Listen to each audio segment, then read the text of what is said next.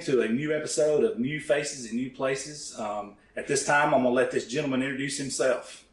Hey, I'm Robby Davis. Just recently transferred within the Etowah County Schools to Hokes Bluff. I've been the last 5 years at Southside. Very fortunate to have been at Southside, worked for great administration, great head coaches and assistant coaches, worked with them, great students, great athletes. So it was a great place to spend the last 5 years, helping mold me into what I am today. And right now, transitioning to Hokes Bluff. So that's where I live. It's where my kids will go to school. It's where I go to church, where I'm the youth minister at our church, Cross Creek Community Church. So it's going to be a different, interesting ride now to be more involved in the community that I'm currently living in. So it should be, just can't wait to see where God takes this and where we go with this. Coach, I'm going to start with, we talked about off the camera, you're actually from Glencoe, grew up there, and then you married a Hokes Bluff girl and you worked at Southside. And we talked about how you just go ahead and make everybody in the county mad. Yeah. But go ahead and take us through that journey and how that all came about. So yeah, he's like both sides, I just made everybody mad. So I actually talked to somebody last night who was kind of touching on that a little bit. But yeah, graduated from Glencoe 2005. Married a Hokes Bluff girl, and that was kind of the running joke when we first got married. And I was first at Southside. Was just like, hey, might as well just get everybody in one. Why not? And so, but anyways, no, I grew up in Glencoe. It was a different time back then. I'm not too old, but it was, man. We grew up playing ball on the ball field. We grew up in the yard, just messing around. A lot of war stories, and man, that would be a different episode, different day. But grew up over there at the creek over in Glencoe. I absolutely did. I spent a lot of time on that creek, matter of fact. So actually blew up an M80 in a Coke can one time. Oh, absolutely. Hey, guys, this was last weekend. It sounded like when the old rock quarry was still blowing up. Yes, I remember that, yeah. Like we thought the cops were going anyways. But like I said, there's a lot of war stories we can get into, but graduated from Glencoe in 2005. I played high school baseball, played high school football. Continued my baseball career at Auburn Montgomery after high school. So it was I spent 5 years there. I got redshirted 1 year because of Tommy John, and so it was a good 5 years. And like I said, it was all worth it in the end. So got me where I am. Let me ask you a question. And those people who's watching this around the county, I know tons and tons of people in this county know you. Talk about some of the similarities of these three communities you just spoke about, and what's a little bit different in each one of them. Well, the similarities definitely are the love for the actual school and I guess the pride that comes with that school. You talk to somebody from Hokes Bluff and you tell them you're from Glencoe, and it's like, ooh, Glencoe. And you do the same thing for somebody from Glencoe and tell them you're going to Hokes Bluff. Oh, you're going to Hokes Bluff. And it's the same thing at Southside. It's you tell them you're from Glencoe, they're like, oh my goodness, I can't believe that. Like, I thought you were from Southside. Like, you're teaching here. Like, why are you teaching here if you're not from Southside? And it's just. And so I would think the similarities are there's a sense of pride that surrounds that community, that school. The differences, I tell everybody all the time, there's really not. I mean, there's really not much difference in terms of student-wise. Just Southside, you definitely have a larger scale in terms of you get more broad spectrum and more range. But I think I haven't actually been inside Hokes Bluff High School, but knowing the kids that I do know there, there's a lot of similarities in that. I would say the differences are very few and far between in terms of what it's actually like inside those four walls and talking to those kids. So I just think it comes down to it's that sense of pride of where you're from, which is a good thing. It's good to be proud of where you're from. Absolutely. So. A lot of these, Hokes Bluff, Glencoe, Southside, even back when I was in school, Friday nights, we were enemies, but we were really good friends outside of that. And I see that with these guys today, even at a local gym here. I see the Hokes Bluff, the Southsides, and the Glencoe kids. They hang out together, So, but there is a sense of pride in these smaller schools of this is where I go, this is my school. So now I got a question for you. The camera is rolling, and you don't have to answer this, but I really want to know. Did you or did you not ever get involved in a little stop sign painting during a football Friday? No, that wasn't me. That wasn't me. For those who are around this county knows exactly what I'm talking about. That wasn't me. But I know. You can't go through any stop signs between Glencoe and Hokes Bluff, down, right. especially if you're going down College Street or Rabbit Town. Rabbit Town. Like there is no way you can see a stop sign without either HB on it or GH. Smith Crossroads right there. Smith Crossroads. Yep. Yeah. We love asking that question, especially our generation of guys. Matter of fact, I run at the track by Glencoe High School's baseball field sometimes. There's a porta potty there currently with, I don't know who did it, but the orange HB on the side of it. So, buddy, where were you at? I was out Was it Buddy Ford? It might have been Buddy Ford. But you know, hey, HB does stand for Hunter Burke. I've always said that. Hunter Burke. Hey. So he is from Hokes Bluff. Burke. Yeah. now the beautiful part about that, one reason we love to ask that anybody who grew up in this county, whether you're from those communities or not, that's a tradition, man. But this county is so rich in not only sports, but just great people, man. Coming up in a county like this, how could you describe for somebody, because we got people who watch us all over the state and Southeast at this point, how would you describe this communities as a whole? Man, I tell you, growing up and being in high school, one of the things I look forward to every Friday morning was picking up this is dating me again, but the newspaper. Yeah. Was actually getting my hands on the Friday morning newspaper and reading, like, not just about our matchup that Friday night and who we were playing, but to read like everybody's matchup. And that's why I love what you guys do, because it highlights what is so special about this area and growing up in this area is high school football and high school sports, really. But high school, football in Alabama dominates, but high school sports in general is just so special around here. And for people that's not from around here, it goes back to that sense of pride. And I can remember growing up in the 90s and having the Sansons and the Litchfields and the Gadsden Highs and Etowahs and those were some big time rivalries too. And those were some proud communities too, and are proud sections of communities. And so just growing up around here, it goes back to that sense of pride, but ultimately the excitement that high school sports brings, and that you get to cheer for a local star, and people you're going to see, and we're going to see each other at some point. For the most part, you run in small circles around here and you see everybody. So it's a big deal to see people who have their name on Twitter, have their name on Instagram, or back in the day it was have their name in the paper. Right. So it's a big deal to see those people around here. No doubt. Another thing I'd like to ask you, and you mentioned you are a youth minister, and obviously the Lord's blessed you in many ways with a great family and great job opportunities and education. But talk about, obviously there's more blessings than we can talk about on this one thing, but just in general, how that's kind of helped mold you into the man you are, family man, husband, and leader of young kids yourself. Absolutely. It's an interesting road, For a long time, you look at things like sports and think that's like, oh my gosh, if I surrender this area of my life, I'm going to have to give up sports. And I think that was something I struggled with for a long time. But when I finally surrendered that area to God, He started using it, like you said, as a blessing. And, I think it was maybe 2 years ago, we saw, I don't want to misquote or misrepresent, somewhere between 15 to 20 kids get saved at Southside on Thursday devotions. And not because of me at all. I think I only did one Thursday devotion, if that.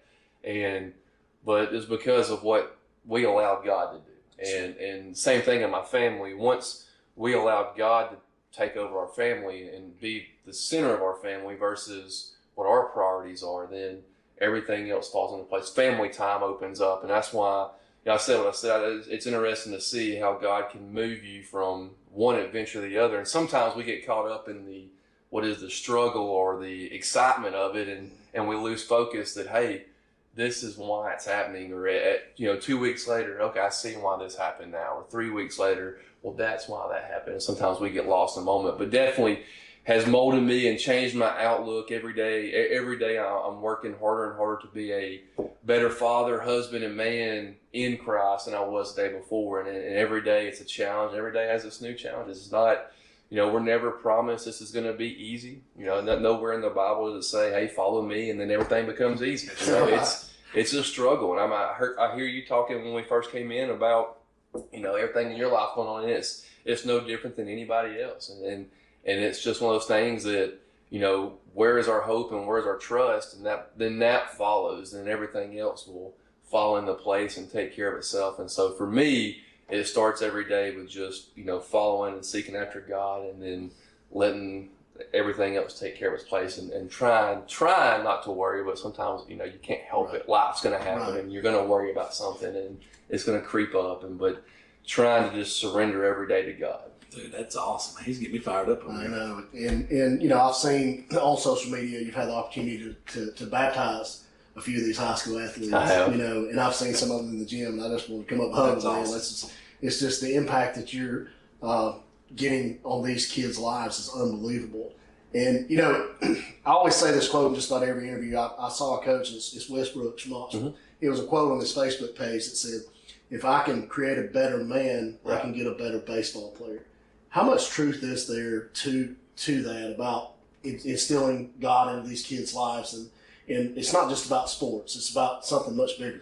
Well, I think, that's a great quote. I can create a better man. I think with sports, Paul in Corinthians writes about sports. One of the FCA's, the Fellowship of Christian Athletes, main verses to go to is 1 Corinthians 9:24 through 27. And it's talking about a boxer and running a race, and there's so many sports correlations in the Bible that really I think that's one of the ways God intended.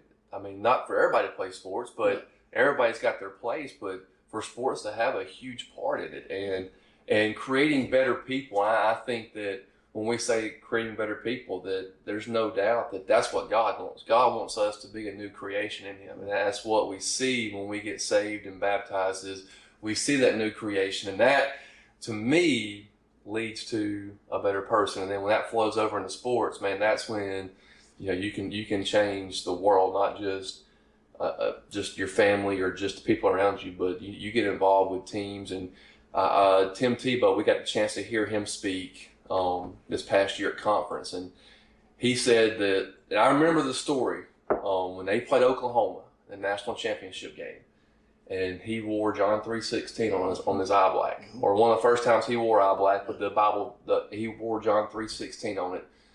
He said that it was Googled 94 million times, and Tebow said when he heard that stat after the game, he was like, how does 94 million people not know about John 3:16? Right. That was his first thought. And I think that's a driving force too, that to make better people, like what are we doing to do that? How are we getting to that point? And I think that's something to live by as coaches, especially as coaches, man, because so many kids, and whether you're a female coach or a male coach, so many kids now come from broken homes. And I've got a 14-year-old that comes from a broken home, and it's, so many kids need either a constant male or constant female figure in their life that's going to be there with the good instruction, with the good advice, with the good godly character. And I think that's important for coaches to not lose sight of. And that's something going back to a question a minute ago, how's that molded me? That's something that began to change in me 3 or 4 years ago, to understand that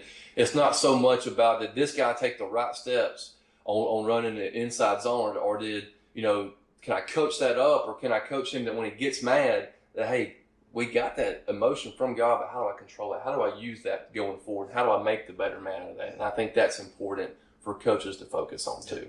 Yeah, that's awesome. He's going to be fired up. I know it. Man, let's shift gears over to Hokes Bluff and where you're at now. What was about in Hokes Bluff that, besides they never have any turnover, anyone that coaches or teaches at Hokes Bluff never leaves? So outside of that, what were some of the other things about Hokes Bluff you've seen when you wanted to go over there and begin with? Just those kids in our youth group. We average, I don't want to just throw this number out there again, not trying to, I'm just giving everybody kind of perspective.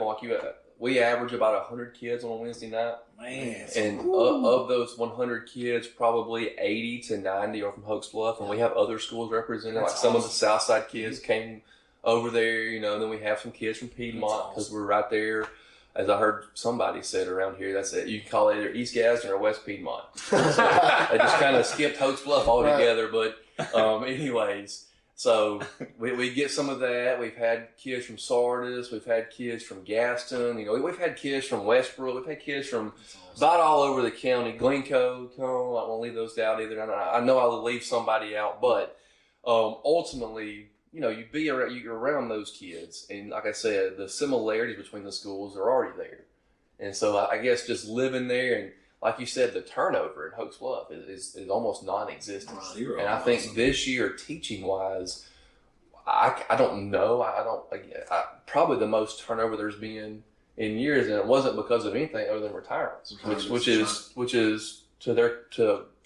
something about Hokes Bluff that people want to be there and are there for a long time because 25 years to get to retirement is a long time. Jeez. And so I think that speaks volumes of just the community again and what kind of people are there. And so I think they've hired somewhere around 5 new, I know 2 new science teachers, I think a home ec teacher, an English teacher, maybe a history, I can't remember exactly. I know a math. So at least 5 new hires this year at a school the size of Hokes Bluff, which is, like you said, almost unheard of. And so that was kind of one of the things that drew me there. And again, my wife being from there, and not only that, but the guys that do coach there, most of them that coach there now, I played ball against in high school. So good friends with them, know them. And so Coach Rob and my dad actually go back. They had a friendship in the 70s. I've known Coach Rob and his family and his parents, his late father, but Miss Faye's still alive. I've known them about my whole life. And so, but it's just like, again, it's just that tight knit, community. And like I said, Southside was the same way. You start getting that community, and then people my dad coached in the early 80s start coming out and talking about one of the first teams that I coached in Southside, one of the seniors on it. Actually, my dad coached his dad, and so it's just things you see. Close knit community, right? It's close knit too. People stay there. I mean, it's just like I said, it's just one of those things that make Etowah County so great. Like talking about, you said Coach Mike Robertson at Hokes Bluff. His parents. Well, one of the reasons you do is because his brother Charlie was the head coach at Glencoe. So I can't think of hardly any games that his mom and dad didn't attend. So you knew them as well. You know the whole family. That's right. Yep, and I love Charlie to death. And that's that's what, if you go to Hokes Bluff baseball field, that's what's on the big side of their press box is a hat that is divided half black and yellow, half green and white, and that was who they were. And that's the kind of people they are. That's kind of they're good people, and so I'm excited. That's why I'm excited to be out there too. Buddy, you got anything else, brother? Please, Robbie, I'm happy for you. Yeah. Hokes Bluff was my alma mater, so we're glad to have you there. Well, absolutely excited to be there. I can't wait. And for those that don't know, Robbie's also married into the family, his wife, so we're glad to have him in the family. Yep. Hey, and another thing, man, like you talked about, my biggest takeaway from this is that you keeping God first. It's obviously He's blessed you, but those blessings you carry on and pass down to these kids, which is, I think, the number one thing out of all of this, man.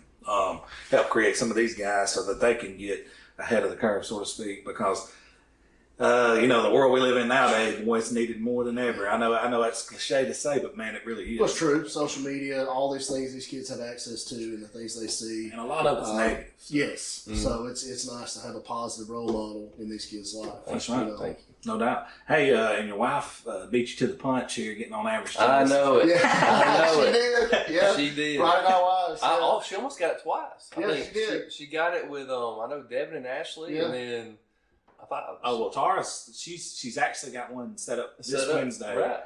With Southside's your head coach, Coach Holcomb, and Coach Bowen's wife is going to come here and do a show. So trust me, my friend, she's coming back around. That's what I'm saying. That's what she told me. She goes, "Well, I've already been on there." So that was funny. Well, brother, we appreciate you coming on with us and taking time out of your day. I'm sure you're a busy man, and media day is about to start for football, so we're about to go attend that. And really, brother, I appreciate you. Please keep doing the good work you are, man. Thank y'all for what y'all do. I mean that. Y'all do a great job. We appreciate it, man. We're blessed to do it. All right, thank you, everyone.